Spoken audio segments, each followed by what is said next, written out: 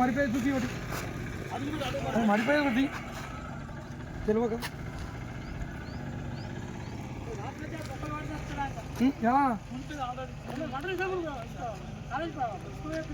పడరా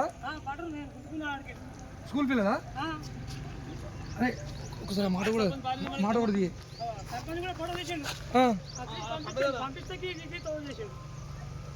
అవులని చూడక ఒక పైప్ వేసి వానికి వాడు కాంట్రాక్టర్ గోవలు కాసే వాడు వీడియో తీస్తాం తిడుతున్నాం ఆవేశంతో కూరలు పట్టడం ఏం చెప్తుంది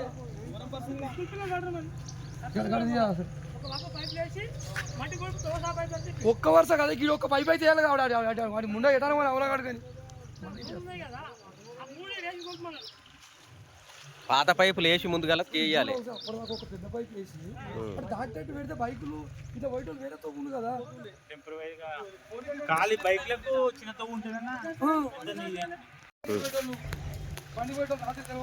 సేర్పల్లి నుండి మిర్జాపల్లి వెళ్ళే రోడ్డు నిర్లక్ష్యంగా 15 రోజుల నుంచి అవుతుంది. 2 వారాలు దాటిపోయింది సుమారుగా. ఇంతవరకు ఇంత నిర్లక్ష్యం కాంట్రాక్టు ఎందుకు చేస్తున్నామని దీని మీద తక్షణమే చర్య తీసుకొని ఈ పనులు చేపట్టాలని మేము ప్రజలందరం మేము రైతులము చాలా ఇబ్బందులు పడుతున్నాము. పోరాటం జరుగుతుంది. కూలీలకు పోయినా కానీ మేము మా సేర్పల్లి నుండి మిర్జాపల్లి రైల్వే స్టేషన్కు ఒక రోజుకు మినిమమ్ 1500 మంది మేము యువకులము అప్ అండ్ డౌన్ చేసే పరిస్థితి మాది. అలాంటి పరిస్థితి ఈరోజు 10 మంది వెళ్ళామంటే కూడా వెళ్ళలేని పరిస్థితి ఉంది. ఈరోజు మంచి నాయకుల పిల్లలు కూడా ఇక్కడ పల్టీలు పడుతున్నారు, బోల్తా పడుతున్నారు. ఉన్న పరిస్థితి ఇట్లా ఉంది. మరి పైన నడవడానికి కూడా పరిస్థితి ఘోరంగా ఉంది.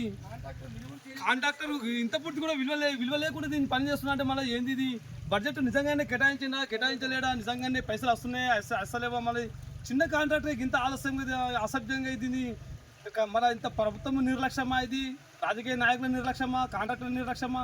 ఖచ్చితంగా దీని మీద చర్య తీసుకొని వెంటనే దీన్ని కూడిపాలని చెప్పేసి మేము కాంట్రాక్టులకు మరియు పెద్ద మనసులకు మనవి చేస్తున్నాము.